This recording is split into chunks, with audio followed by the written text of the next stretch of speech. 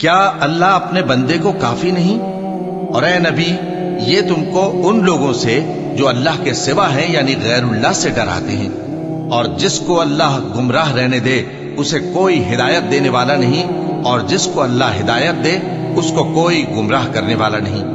کیا اللہ عزت والا بدلہ لینے والا نہیں ہے؟ اور اگر تم ان سے پوچھو کہ آسمانوں اور زمین کو کس نے پیدا کیا تو کہہ دیں گے کہ اللہ نے۔ کہو کہ بھلا دیکھو تو جن کو تم اللہ کے سوا پکارتے ہو، اگر اللہ مجھ کو کوئی تکلیف پہنچانی چاہے تو کیا وہ اس تکلیف کو دور کر سکتے ہیں؟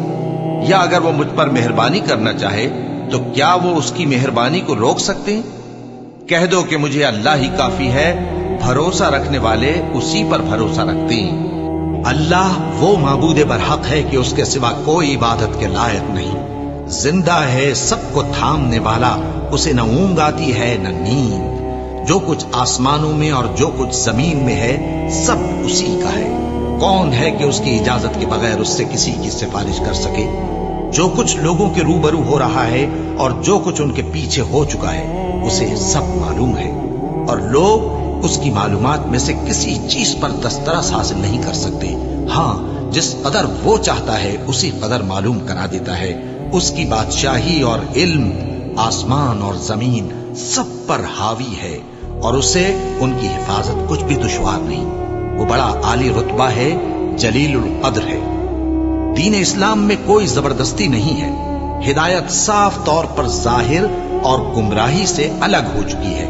تو جو شخص بتوں سے اعتقاد نہ رکھے اور اللہ پر ایمان لائے، اس نے ایسی مضبوط رسی ہاتھ میں پکڑ لی ہے جو کبھی ٹوٹنے والی نہیں، اور اللہ سب کچھ سنتا ہے، سب کچھ جانتا ہے۔ اور سن رکھو کہ اللہ کی یاد سے ہی دل آرام پاتے ہیں۔ جو لوگ ایمان لائے اور عمل نیک کیے ان کے لیے خوشحالی اور عمدہ ٹھکانہ ہے۔ جو شخص دنیا کی آسودگی کا خواہش مند ہو تو ہم اس میں سے جسے چاہتے ہیں اور جتنا چاہتے ہیں جلد دے دیتے ہیں۔ پھر اس کے لیے جہنم کو ٹھکانہ مقرر کر رکھا ہے، جس میں وہ نفرین سن کر اور درگاہ الہی سے راندہ ہو کر داخل ہوگا۔ اور جو شخص آخرت کا خواستگار ہو اور اس میں اتنی کوشش کرے جتنی اسے لائق ہے، اور وہ مومن بھی ہو، تو ایسے ہی لوگوں کی کوشش ٹھکانے لگتی ہے۔ ہم ان کو اور ان کو سب کو تمہارے پروردگار کی بخشش سے مدد دیتی ہیں، اور تمہارے پروردگار کی بخشش کسی سے رکی ہوئی نہیں۔ دیکھو ہم نے کس طرح بعض کو بعض پر فضیلت بخشی ہے، اور آخرت درجوں میں دنیا سے بہت برتر اور برتری میں کہیں بڑھ کر ہے۔